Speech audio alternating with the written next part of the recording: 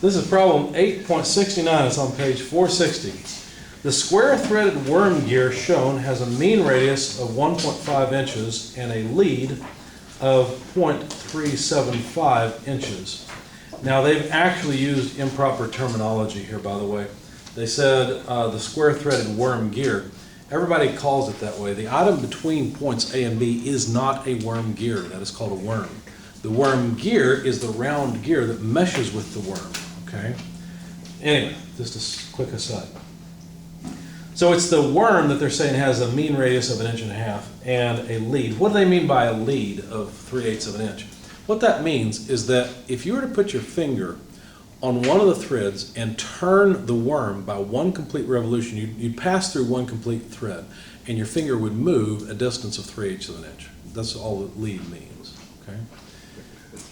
All right, the large gear, which is actually the worm gear, is subjected to a constant clockwise couple of 7.2 kip inches.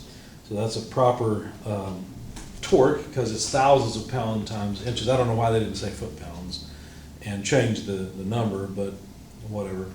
Knowing that the coefficient of static friction between the two gears is 12%, determine the couple that must be applied to shaft AB in order to rotate the large gear counterclockwise. Neglect friction at bearings A, B, and C. So the only friction they want us to take into account is the friction between the threads. And if you think about the way that a worm and worm gear works, the worm interacts with the teeth of the worm gear turning. Of course, they're at an angle, so that tends to move the teeth along as the worm turns. Okay? All right, so let me sketch what we've got on the board, and then we'll go into solving it. So there's the worm gear. Here's the worm mounted on bearings. That's common terminology for bearings. It's using X's like that. And if you wanted to, you could show some thread, but usually we use a very simplified representation. Some teeth here, that's good enough. Point C is here, and the mean radius of the worm gear is 12 inches, while the mean radius of the worm is, what they say, 1.5 inches, I think? Yeah. And the lead, L, which is the spacing between adjacent threads, is 3/8 of an inch. Now, the last bit of information they gave us is that the coefficient of friction is, well, no, there's something else. The coefficient of friction is 12%. They also told us there was a moment, here we go, of 7.2 thousand pounds times inches. And the question is, how much torque has to be applied to the worm to get the thing to move? Now, I don't know, do they want us to move with the load or against it? So that'll make a difference. Oh, to rotate the large gear counterclockwise. So we're moving against the load. So we want to cause the worm gear to rotate opposite of the load that's applied. Okay? Now, they may have an equation to make our life simple, or we may have to consider this as a wedge. And a lot of books have a worked up equation for screw thread that makes it easy. They may have put it into context of an example problem. It's so great, if not, no big deal. All right, they don't. That's okay. Okay. Why did they give us the lead and this radius? The reason is so that we can imagine unwrapping a thread and think about this as a wedge. So the way I've drawn it, the wedge would look something like this. Okay? Now, the lead, if you think about it, if I've unwrapped one whole thread, then the distance from here to here must be the lead. It must be 0.375 inches, right? I'd really like to know this angle. They didn't give me that angle, but it would be good to know. That's actually called the lead angle. It's actually usually given the symbol, at least from my studies, lambda, but call it whatever you want. It's just an angle. And then what about the length from this side to this? Well, it depends. Are we talking about this length or that length? They're different, right? Because this is just a right triangle. Well, if we were to unwrap the thread, calculating the length is going to be related to this radius, right? Because if you think about it, when you unwrap a thread, what are you really doing? You're unwrapping this triangle. And so if you do that, then this distance on the base is going to be related to the diameter of the worm. In this case, the radius. But of course, the diameter is just 2 times the radius of the worm. So there's diameter. But basically all we've got is a line that becomes a circle when it's wrapped around the worm. So that circle then is going to have length diameter times pi. So there's the length from there to there. Does that make sense? I saw a hand. Any questions? Oh, wait, I think it was accounted for, but I was just looking at it and it's like, if it's unwrapped, wouldn't it be the circumference? It is the circumference, which is exactly what I've got. Pi times the diameter. Yep, good point. Yep. Wait, you already said this. What does the W mean on top? W, that's going to be the, I'm just indicating that that's the way it's going to move. It's omega. Okay, so it's just the direction it's going to move, which I just need you to remember it's moving against the load. So what does that really mean? Well, that means that basically we've got a block that's being pushed in this direction, and we're pushing it against the load. That's effectively what's going on in the interaction between the worm and the worm gear. By the way, one interesting thing about worm gears, and the reason they're called that, the teeth on a worm gear are actually at a slight angle, because if you think about the way the worm thread wraps around, it's at an angle, and so the teeth across the width of it also have to be at an angle. It's more like a helical gear than anything else. If you look at Legos, that's one place where Legos kind of fell down. They use spur gears with worm drives. But anyway, actually they use proper involute shaped teeth, which is interesting. But take 314 with me, we'll talk all about that. So this is the situation we have where we're trying to move against the load. Now, we could go ahead and calculate lambda. Let's just do that. I'm just playing with the problem right now. Let's calculate lambda. How do we do that? Well, y over x, 0.375, the lead divided by 2 times the radius, 1.5 inches. Both of these are inches, by the way, times pi. So go ahead and tell me the lead angle, if you would. By the way, what units will you get for the lead angle from this equation? And I'm not doing this right. I'm sorry. Pardon me. Lambda is not equal to that. That's the ratio of the size. So this is the tangent of the lead angle. So Wouldn't you get an angle? yeah, you need to get an angle. So we'll have to take the inverse tangent of these two. I wasn't thinking right. So it'll depend on whether your calculator is set in degrees or radians as to which one you'll get. But go ahead and give it to me in degrees if you would.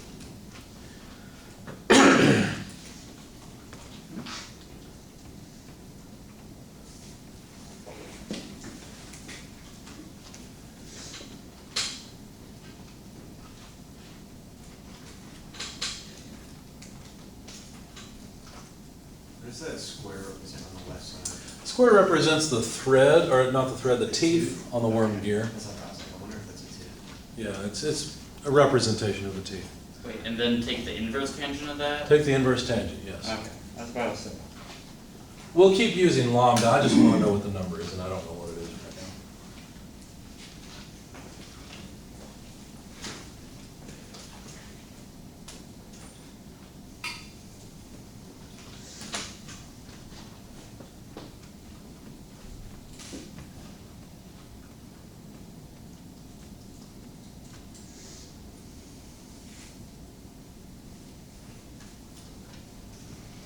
Anybody have a number? 0.278. 0.278. Sounds reasonable to me. Okay with everybody else? Oh, you'd round up, so it's 2.279. Okay. Now, again, if you take machine elements with me, we'll talk about how usually a lead angle of less than 5 degrees is self-locking. So we would completely expect for this to not be back drivable. So that's one reason that worm and worm gear sets are often used, especially on places like elevators. You don't want the elevator's weight to back drive the works, and so often you have this. Anyway, all right, so what other forces are active here though? Because if you think about it, what do these things represent? Well, this force represents the effect of this 7.2 inch kip torque, right? Because basically, the gear teeth are trying to back drive the worm and essentially slide down the incline. So that's what this represents. Whereas this force, what does it represent? Well, it represents the torque we will have to apply to the thread in order to get the thing to actually move. There's another force, though, that we need to consider that we haven't considered yet. Anybody see what it is? We know that motion is going to end up being against the load. So in what direction does friction act on this body? Notice we're drawing forces on this body, representing the teeth of the gear. To the left. Well, Friction going. impending motion, if we're standing on here, impending motion is this way, therefore friction is that way, okay?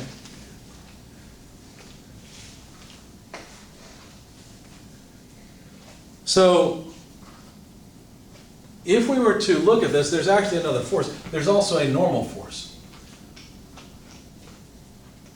Now, we like to talk about the resultant of these two.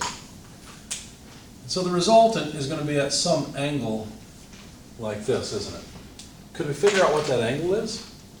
Well, we know the lead angle, which is essentially the angle of the inclined plane. We also know the friction coefficient. So couldn't we from this get the friction angle? So phi sub s would be equal to the inverse tangent of 0.12 because we're just taking the inverse tangent of the friction coefficient. So grab your calculators and let's find out what phi sub s is. In the terminology of our book, this is just theta. I don't really like that terminology, but I want you to see what goes where. So give me phi sub s if you would.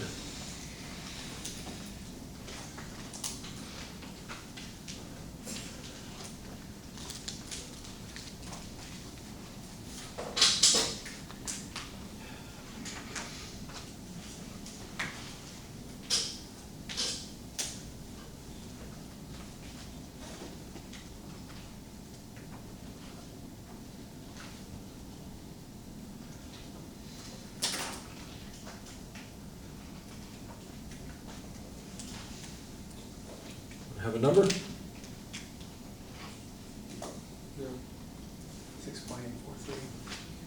6.843 degrees, thank you.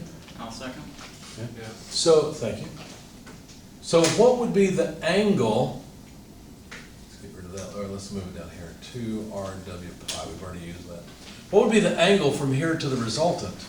Well, it would be the angle theta plus the angle phi sub s. You see that? So now when we sum forces, if we wanted to, we could simply use a resultant rather than having to consider the normal force and friction force separately. All right, so why would we want to sum forces? Well, it might be nice to sum forces so we can figure out how much force is related to how much force here. Does that make sense? We need a relationship between these two. In your book, there's an example problem, and I think I noted this before I came to class. They called this force Q, and they called this force W. So we'll stick with what they've done. This should give me a relationship between Q and W, because look at what I can do.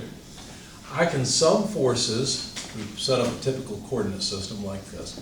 I can sum forces in the horizontal direction, excuse me, and write W minus a component of Q. What component of Q? Well, the horizontal component, where this side's theta. So I need the sine side, right? And that will give me this component, this horizontal component of Q. All right, what about R?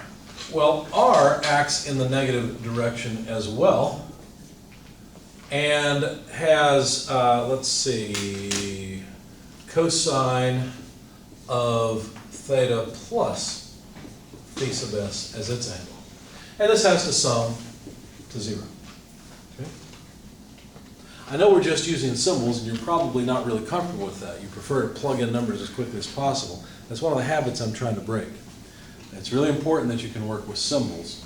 Let's also sum forces in the vertical direction. If we sum forces in the vertical direction, W will not appear, but Q will.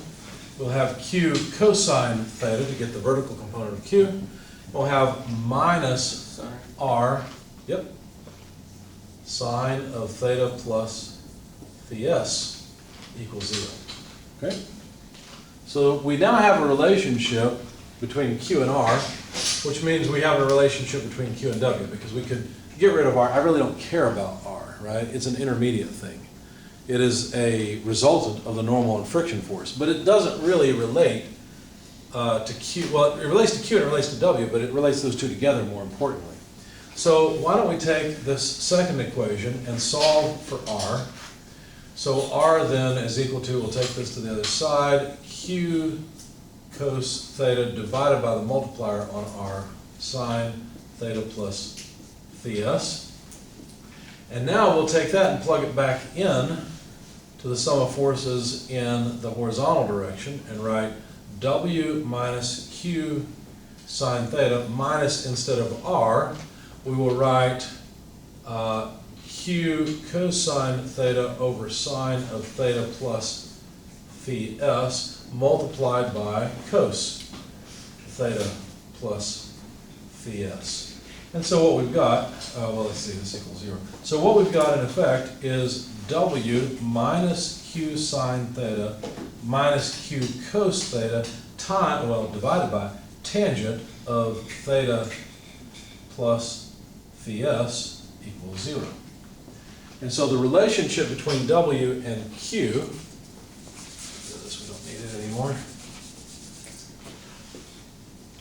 W is equal to, take this to the other side, Q multiplied by the quantity of sine theta plus cosine theta divided by tangent phi, well, let's put it in the same order, theta plus phi s.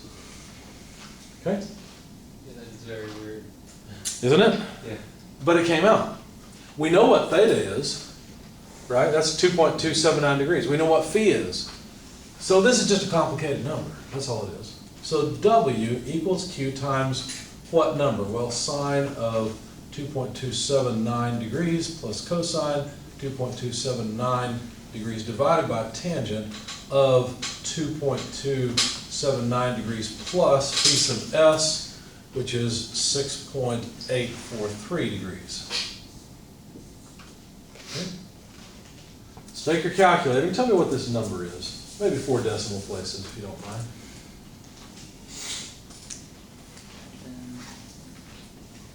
You never knew trigonometric functions would be so useful, did you? Okay.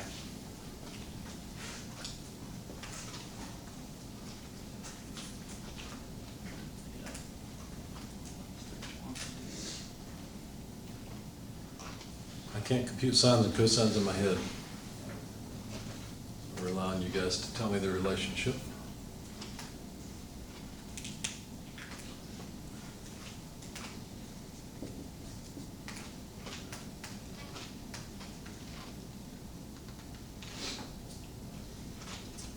Let's see.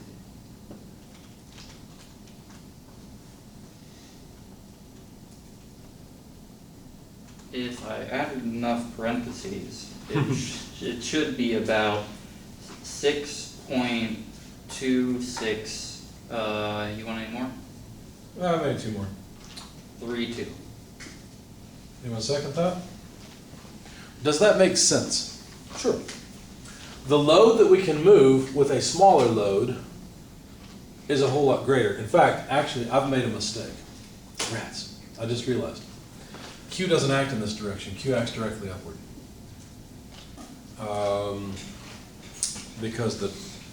So I don't need the angle theta there. How will that affect us? I don't know. We got to go back and try again. My mistake. Let's try again. So we wrote sum of forces in the vertical and horizontal directions. See if I can do it a little faster this time. Sum force in x direction.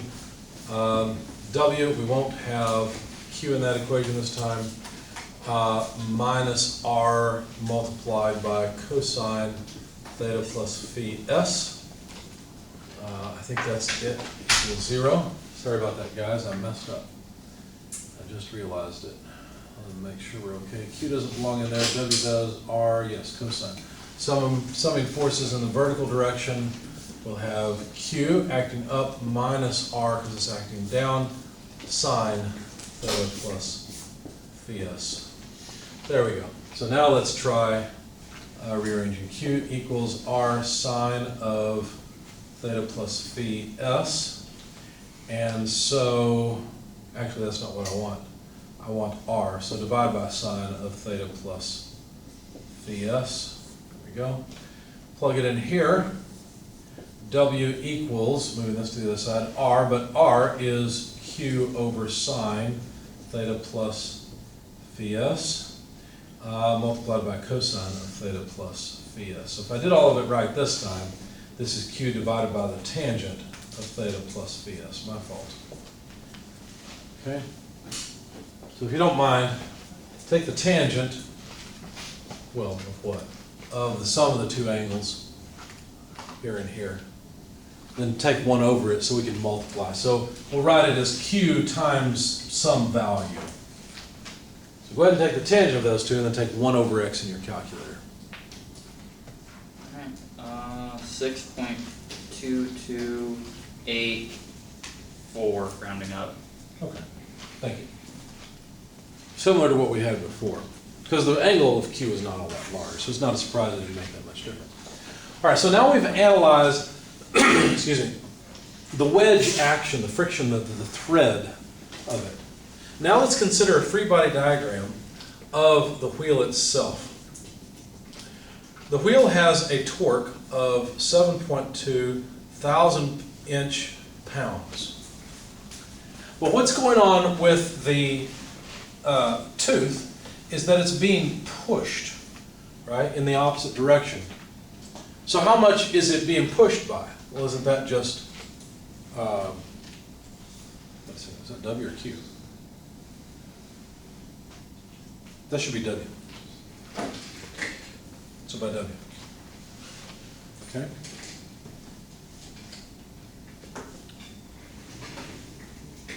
And so if we calculate the amount of W necessary to overcome this 7.2 kip inch load, then W would be equal to, well, let's see, W times the moment arm, 12 inches, would be equal to the 7.2 thousand inch pounds. Let's do it this way, 7,200 inch pound force torque. So then if we divide both sides by 12 inches, that should give us the magnitude of W necessary. So go ahead and tell me how much load is necessary to hold this in place. So 7,200 divided by 12, actually I should know that, isn't that 600? You're really good at math. No, it's, how much is it? Oh, 600. 600, that's what it's actually because 72 inches is 6 foot. So if I'm doing enough That's why. measuring. So So six 6, not good at that. yeah, I just have a few numbers memorized, so I look smart, that's all. Yeah. All right, so 600 Yeah, a pounds. few. So 600 pounds is the load W. So it could be, we could calculate Q now. So Q, from here, Q would just be W divided by 6.2284. So that's 600 pounds divided by 6.2284. So how many pounds of load does Q have to be?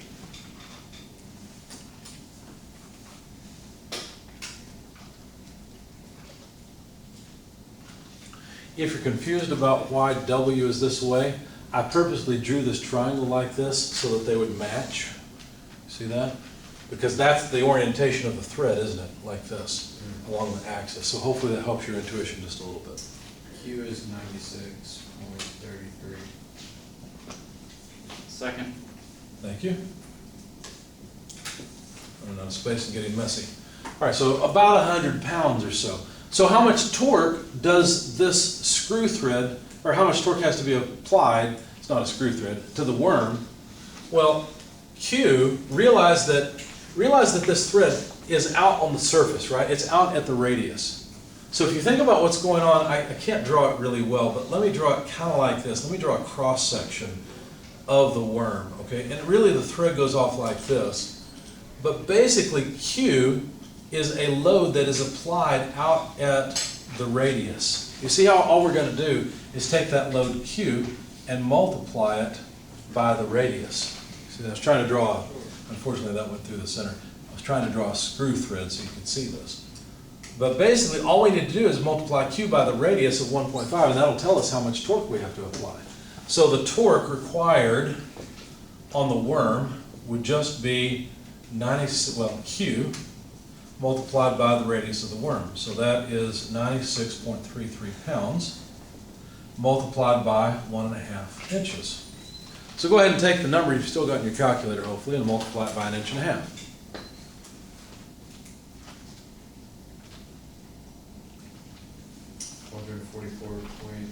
144.5. 144.5? Yes. 144.5 inch-pounds. Guess what? This is 0.1445 kip inches, isn't it? Let's move the decimal place over 3. We apply less than a kip inch, about 1/10 of one, and get out 7.2 kip inches. That's quite a mechanical advantage, right? You could actually figure out the gear ratio from this, by the way. Anybody know how many gear teeth a worm has? What do? Do you count the number of spirals? No, actually you count the number of threads. A worm can have multiple starts on it, but most of them have a single start. So worms typically have one thread. And so if you look at the ratio of this torque to, well, there's going to be a whole lot of loss, so that wouldn't tell us. Never mind. We're not accounting for the friction. I was going to say we could take the ratio of the input to output torque and figure out the mechanical advantage, but you really can't, because the friction, the nature of the friction between the thread and the gear teeth mean you get a whole lot less torque out than you would think. So never mind. But if you take machine elements with me, I'll show you how to deal with friction angles and losses and all those things in worm gear sets. Any questions, comments?